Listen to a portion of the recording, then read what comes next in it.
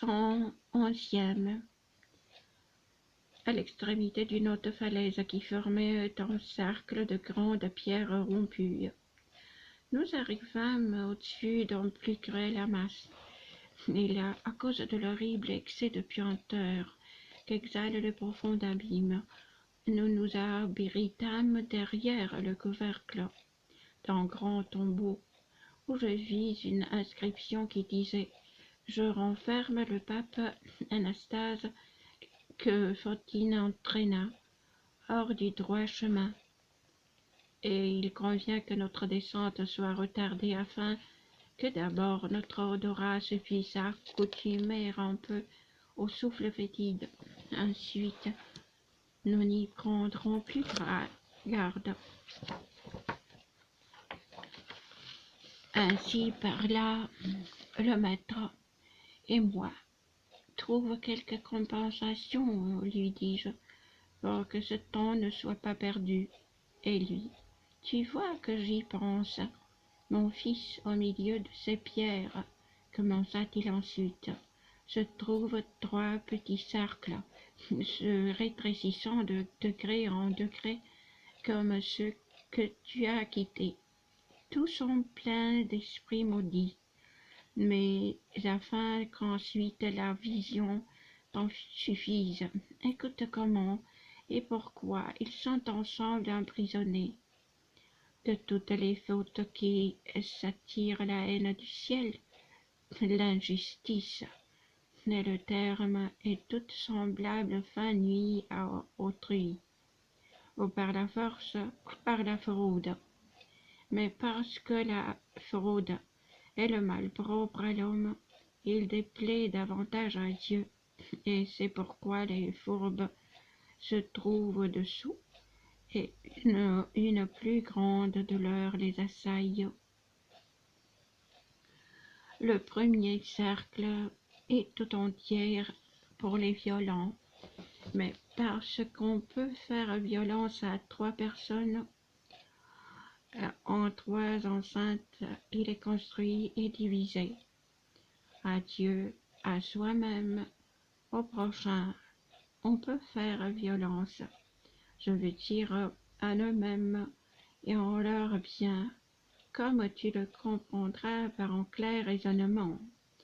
On nuit au prochain en sa personne en lui causant une mort violente ou de cruelles blessures, et dans ses biens par la ruine, l'incendie et les vols préjudiciables.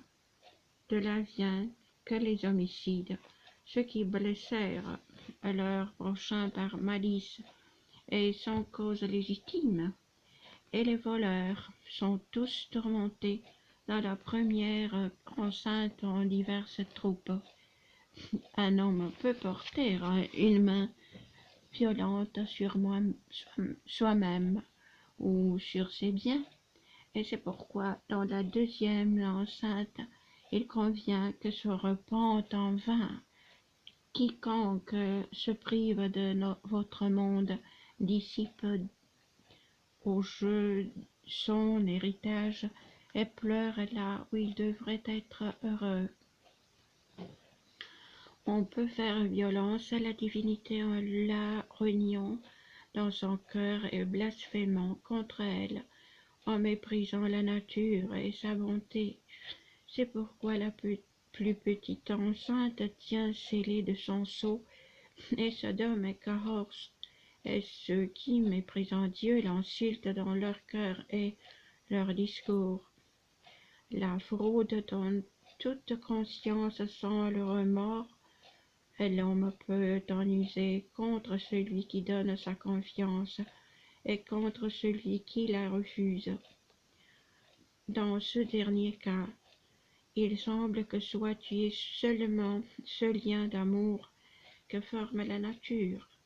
C'est pourquoi dans le second cercle sont logés l'hypocrisie, la flatterie, et ceux qui jettent des sorts, les faussaires, les voleurs et les simoniaques, les ruffians, les escrocs et semblables ordures. Dans le premier cas, Non seulement cet amour est oublié, que créer la nature, mais encore le sentiment qui s'y ajoute ensuite et donner la confiance particulière. C'est pourquoi, dans le plus petit cercle, où est le point de l'univers sur lequel se fonde d'idées, quiconque a trahi brûle pour l'éternité. Et moi,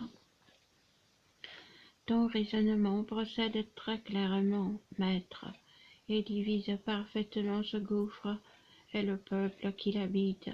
Mais dis-moi, ceux du marais fangeux, et ce que mène le vent, ce que frappe la pluie, et ceux qui se rencontrent avec de si âpres paroles, pourquoi dans la cité embrasée ne sont-ils pas punis si Dieu a fixé sur eux sa colère, et s'il ne les haït point, pourquoi sont-ils punis de telle sorte? Et lui, à moi, pourquoi, dit-il, son esprit délire-t-il ainsi contre l'habitude? Où est-ce que ta pensée regarde ailleurs? Ne te souvient-il pas de ces paroles par lesquelles ton éthique traite des trois dispositions que le ciel ne veut pas, l'incontinence, la malice et la folle bestialité, et comment l'incontinence offense moins Dieu et s'attire moins de blâme. Si tu considères bien cette leçon et que tu te remets en mémoire quels sont ceux qui, hors d'ici là-haut, font pénitence, tu comprendras bien pourquoi de ces méchants ils sont séparés, pourquoi moins courroucée la divine justice les martèle. Ô soleil qui rend saine toute vue trouble, tu me satisfais tant lorsque tu m'éclaires que non moins que de savoir il me plaît de douter. Reviens encore un peu en arrière, là où tu m'as dit que l'usure offense la divine bonté, et résous-moi cette difficulté. La philosophie, me dit-il, pour qu'il la comprenne, note, et non pas en un seul endroit, comment la nature prend naissance de l'intelligence divine et de ses principes. Et si tu considères bien ta physique, tu trouveras, au bout de quelques pages, que les principes qui sont vôtres, autant qu'ils le peuvent, suivent la nature, comme le disciple suit le maître, si bien que votre art de Dieu est comme le petit-fils à ces deux sources, si tu te remets en mémoire le commencement de la Genèse.